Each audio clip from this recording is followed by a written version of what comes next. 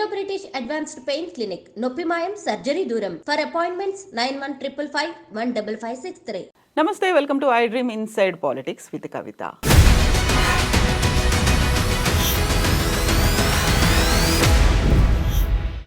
కేసీఆర్ కూతురు ఎమ్మెల్సీ కవిత మళ్ళీ రాజకీయంగా తెర ముందుకి వచ్చినట్టుగా కనిపిస్తోంది. గత 3 రోజులుగా పొలిటికల్ యాక్టివిటీలో చాలా బిజీగా కనిపిస్తున్నారు ఎమ్మెల్సీ కవిత. సో బీఆర్ఎస్ సోషల్ మీడియాను చూసినా, కవిత అభిమానుల దగ్గర నుంచి చూసినా షీ ఈజ్ బ్యాక్ అనేటువంటి మాటలు వినిపిస్తున్నాయి. కవిత నెక్స్ట్ స్టెప్ ఎలా ఉండబోతోంది, ఏం జరగబోతుంది? మనతో పాటుగా ఉన్నారు పొలిటికల్ అనలిస్ట్ ప్రకాష్ గారు. నమస్కారం అండి.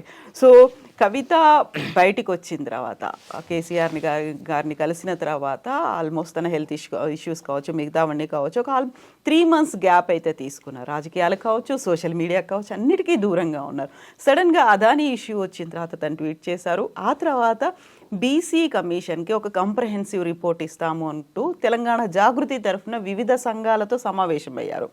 అండ్ ఈ రోజు కూడా చూస్తే నిమ్స్ హాస్పిటల్కి వెళ్ళారు. వాంకిడికి చెందినటువంటి విద్యార్థులు అస్వస్థతకు గురై హాస్పిటల్ పాలయ్యారు అనే దానికి సంబంధించి క్వశ్చన్ చేస్తున్నారు తను.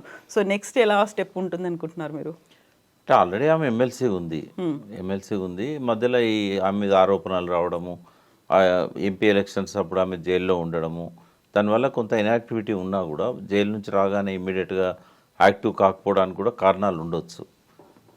ఏదున్నా కూడా తెలంగాణలో ఒక డైనమిక్ లీడర్గా కవితకు ఒక గుర్తింపు ఉంది. ఆమె ఏ జిల్లా పోయినా క్రౌడ్ వస్తుంది, ఆమె అభిమానులు ఉన్నారు. ఆమె పొలిటికల్ ఎంట్రీ అనేది బిగినింగ్లో టీఆర్ఎస్ పార్టీ పరోక్షంగా సహకరించినా కూడా జాగృతి అనే ఒక ఇండిపెండెంట్ ఆర్గనైజేషన్ ద్వారా వచ్చింది. బతుకమ్మ అనే దాన్ని బాగా ప్రాచుర్యంలోకి తేవడానికి ఆమె మళ్ళీ ఒక క్యాంపెయిన్ చేసింది. ఆ గుర్తింపు తను తీసుకొచ్చుకోగలిగింది. బతుకమ్మ వల్ల తన గుర్తింపు వచ్చిందని చెప్పొచ్చు. తెలంగాణ అనేదాన్ని బతుకమ్మకు జోడించి ఒక ఉద్యమ రూపంగా బతుకమ్మను ఒక ప్రతీకగా అందరినీ ఏకం చేయడము, ఆ ఫెస్టివల్ చాలా పెద్ద ఎత్తున జరుపుకోవడానికి ఆమె సహకరించడం. ఇక్కడే కాకుండా విదేశాలలో కూడా ప్రతి బతుకమ్మకు ఏదో ఒక దేశానికి పోయి ఆమె అక్కడ కూడా తెలుగు వాళ్ళను, పర్టికులర్గా తెలంగాణ వాళ్ళను ఒక్కటి చేయడము, జాగృతి శాఖలను ఏర్పాటు చేసింది. ఒక స్టేజ్లో అంటే తెలంగాణలో టీఆర్ఎస్ పాలన వచ్చిన తర్వాత ఆమె రకరకాల వింగ్స్ని ఏర్పాటు చేయడం మొదలుపెట్టింది. అంటే జాగృతి అనేది ఒక వింగ్ ఉంటే బాగుంటుంది, మళ్ళీ అందులో యూత్ వింగ్ అని, మహిళా వింగ్ అని, కార్మిక శాఖ అని ఇట్లాంటివన్నీ పెట్టేసరికి ఒక డిస్టర్బెన్స్ అవుతుందని భావించినట్టున్నారు కేసీఆర్ గారు. అవన్నీ రద్దు చేశారు. ఒకే ఒక నిర్ణయంతో అన్ని శాఖలు రద్దు అయినాయి. తర్వాత మళ్ళీ ఆమె బీసీల వాదాన్ని ఎత్తుకొని అరెస్ట్ కంటే ముందు మళ్ళీ తెలంగాణ జిల్లాలలో కొన్ని సెమినార్స్ ఏర్పాటు చేశారు. ఫస్ట్ హైదరాబాద్లోనే అసెంబ్లీలో జ్యోతిబా పూలే విగ్రహం పెట్టాలి ఆ నినాదంతో మొదలుపెట్టారు. ఆమె స్పీకర్ కూడా కలిసి ఆమె వినతి పత్రం ఇవ్వడము. సో కాంగ్రెస్ గవర్నమెంట్ వచ్చిన తర్వాత ఈ నినాదాన్ని ఆమె టేకప్ చేశారు. అప్పుడు విమర్శ వచ్చింది, మీరు 10 ఏళ్ళు ఉన్నారు, మీరు పెట్టవచ్చు కదా, అప్పుడు ఎందుకు పెట్టలేదు, ఇప్పుడు మా మీద ఎందుకు ఒత్తిడి తెస్తున్నారని కూడా అడిగారు.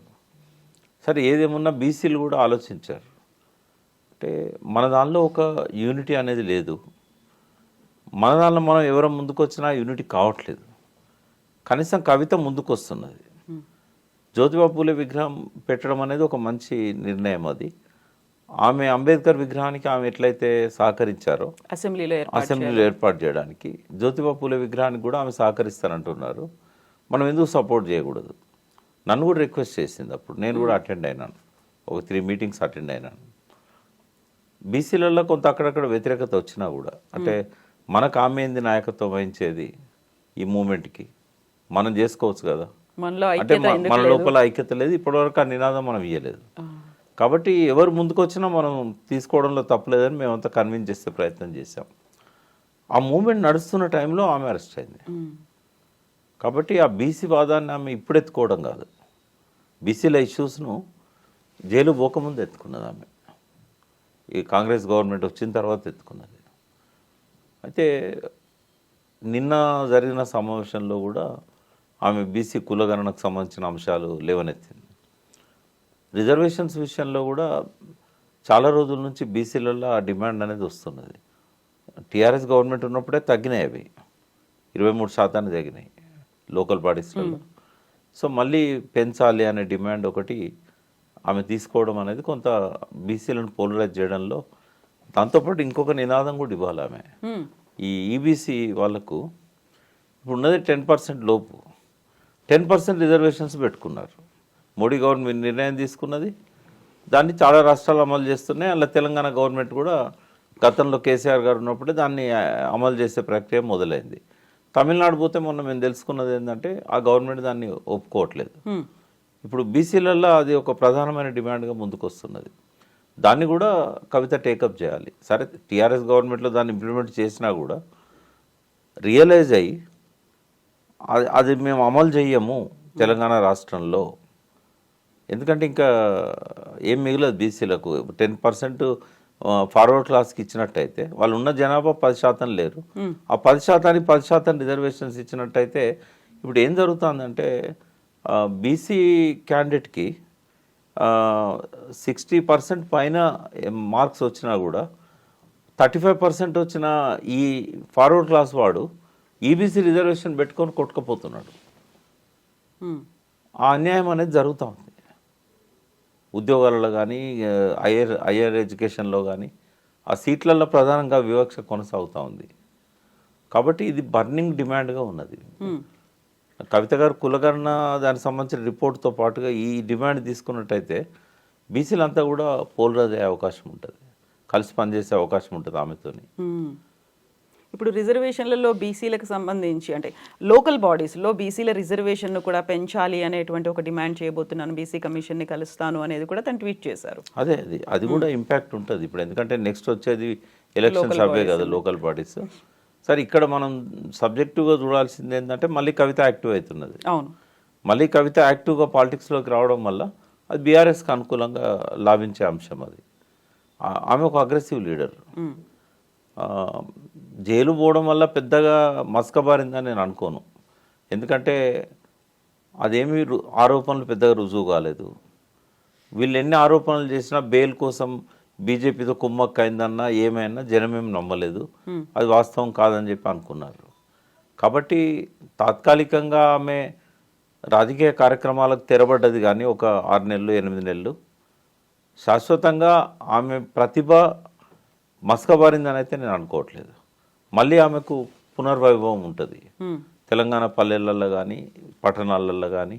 ఆమె ఆ పాత సెక్షన్ అంతా మళ్ళీ యాక్టివేట్ చేసి జాగృతి పక్షాన ఆమె కనుక మళ్ళీ సంస్థను బలోపేతం చేసి ఒక బీసీల డిమాండే కాకుండా సాంస్కృతిక పరమైన డిమాండ్స్ని కనుక ముందు పెట్టుకొని, మనం చాలాసార్లు అనుకున్నాం తెలంగాణలో ఒక సాంస్కృతిక విప్లవం రావాల్సిన అవసరం ఉన్నది.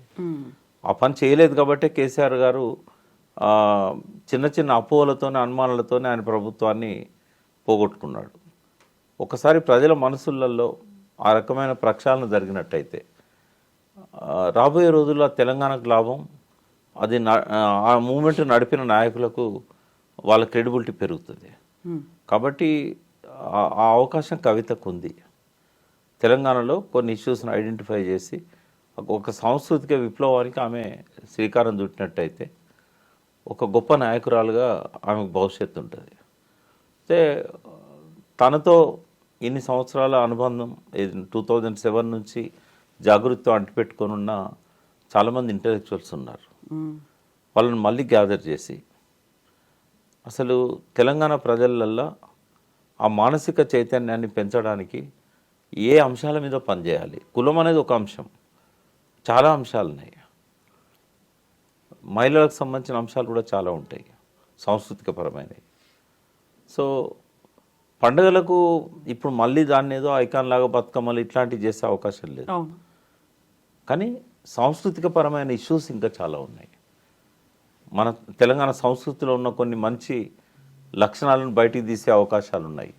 ఇవన్నీ కనుక ఆమె చేయగలిగితే మళ్ళీ ఒక గొప్ప పునర్వైభవాన్ని ఆమె తీసుకురాగలుగుతారు. జాగృతిని ఇంకో పాటలో ఆమె సక్సెస్ఫుల్గా మళ్ళీ రీలాంచ్ చేయగలుగుతారు. అప్పుడేమో బతుకమ్మతో జాగృతి ప్రజల మనసుల్లోకి వచ్చింది. ఇప్పుడు ఆ సాంస్కృతిక చైతన్యాన్ని ఇచ్చే విధంగా ఏది అవసరం ప్రజలకు. ఫర్ ఎగ్జాంపుల్ నేను కొన్ని చెప్తాను మీకు. ఇప్పుడు మూఢనమ్మకాలు ఇంకా గ్రామాలలో ఉన్నాయి. ఆ మూఢనమ్మకాలు తగ్గుతాయి అనుకున్నాం. ఎడ్యుకేషన్ పెరుగుతున్నా కూడా మూఢనమ్మకాలు కూడా పెరుగుతున్నాయి. చదువుకున్నవాడు కూడా ఆ నమ్మకాలను అట్లే అంటిపెట్టుకుంటున్నాడు. చదువుతో విజ్ఞానంతో పోవాలి కదా, పోవడం లేదు. అవి ఇప్పటికి మంత్రగత్తెలు అని చెప్పి దాడులు చేయడము, అనుమానాలు పడడం, అపోహలు పడడం, వైద్యాన్ని పక్కకు పెట్టి నాటు మందులకు ఇట్లాంటి వాటికి ప్రాణాలను బలి చేసుకోవడము, ఆరోగ్యపరమైన సమస్యలు, మానసికపరమైన సమస్యలు, సైకలాజికల్ ఇష్యూస్, ఇట్లాంటివన్నీ కూడా. తర్వాత మానవ సంబంధాల కంటే ఆర్థిక సంబంధాలకు ఎక్కువ విలువ ఇచ్చే పరిస్థితి. అది తెలంగాణ కల్చరే కాదు అది, బట్ అది పక్క ప్రాంతాల నుంచి వచ్చిందో ఏమో కానీ అది ఇప్పుడు తెలంగాణలో అది పెరుగుతూ ఉంది. తర్వాత స్త్రీని గౌరవించే సంస్కృతి, భారతీయ సంస్కృతిని పునరుద్ధరిస్తా అన్న ఆర్ఎస్ఎస్ కానీ మోడీ కానీ చేయలేని పనులు అవి. తర్వాత ఇవాళ వస్తున్న ప్రత్యామ్నాయ సంస్కృతి ఏదైతే స్టార్ కల్చర్ ఉందో, ఈ కల్చర్కి అగెనిస్ట్గా విద్యార్థులను చిన్న వయసులో ఉన్న పిల్లల దగ్గర నుంచి పెద్దవాళ్ళ దాకా ఒక ప్రత్యామ్నాయ సంస్కృతి పేరుతోని విష సంస్కృతి మన మీద ఎట్లయితే ప్రతిరోజు సెల్ ఫోన్ల ద్వారా కానీ ఈ శాటిలైట్ ఛానళ్ళ ద్వారా కానీ మన మీద విశృంఖలంగా దాడి చేస్తున్నదో దానికి వ్యతిరేకమైన పోరాటంతో అది పోద్దని నేను అన్నాను. కానీ ఒక భావజాల వ్యాప్తి జరగాల్సిన అవసరం ఉంది, మళ్ళీ జాగృతం చేయాల్సిన అవసరం ఉన్నది. అంటే జయశంకర్ గారు ఒక చనిపోయే ముందు ఒకసారి డిస్కషన్లో నాతో అన్నారు, ఈ కవిత ఎక్కువ పాలిటిక్స్ మీద కాకుండా ఇటువైపు దృష్టి పెడితే బాగుంటుంది. ఎట్లయితే ఆమె జాగృతి పేరుతోని బతుకమ్మ ఇట్లాంటి ఐకాన్స్ని తీసుకొచ్చి ఉద్యమాన్ని జోడించిందో, తెలంగాణ వచ్చిన తర్వాత కూడా ఈ కృషి కొనసాగాల. She is the right person అని చెప్పాడు ఆయన. నేను రాశాను కూడా ఆర్టికల్ అప్పుడు ఆయన చనిపోయినప్పుడు, తెలంగాణ రాలేపటికి 2011లో కవిత గురించి రాశారు, ఆయన చెప్పింది రాశాను నేను. అంటే ఆ వైపుగా కవితను ఎదగాలని కోరుకుంటున్నాం. అట్లాంటి ఇష్యూస్ తీసుకొని ఆమె ఒక ఐకాన్ లాగా డెవలప్ కావాలి. తండ్రి తాడు బిడ్డగా రాజకీయాలలో ఏం మాట్లాడినా కూడా ఆమె విలువ అనేది ఒక స్టేజ్కి వచ్చి అక్కడ ఆగిపోతుంది. బట్ ఈ పని చేస్తే తండ్రి కంటే ఎక్కువగా ఎదిగే అవకాశం ఆమెకు వస్తుంది. ఈ మంత్రి పదవులు, ముఖ్యమంత్రి పదవుల మీద ఆశలు పక్కకు పెట్టి అది కాదు టార్గెట్, అది అట్లా చేయకూడదు. ఇప్పుడు ఒక రోల్ కావాలి.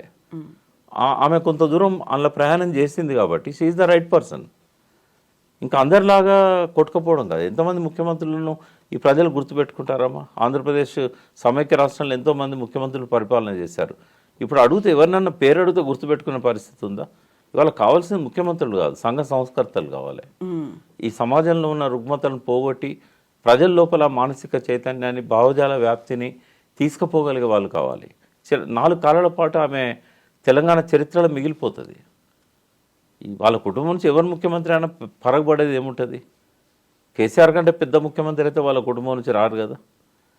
కాబట్టి ఆ పదవుల కంటే కూడా సంస్కృతి మీద, సాంస్కృతిక పునర్వైభవం కోసం, సాంస్కృతిక పునర్జీవనం కోసం, తెలంగాణ కల్చర్లో ఉన్న మంచిని పైకి లేపి ఇప్పుడైతే దాడి చేస్తున్న విష సంస్కృతికి వ్యతిరేకంగా జాగృతిని పెంచుకుంటే బాగుంటుంది తప్ప కేవలం పొలిటికల్ ఇష్యూస్, కులగణన అనేది పొలిటికల్ ఇష్యూ, వాటికి పరిమితం కావద్దని ఆమెకు నేను మీ ద్వారా విజ్ఞప్తి చేస్తాను.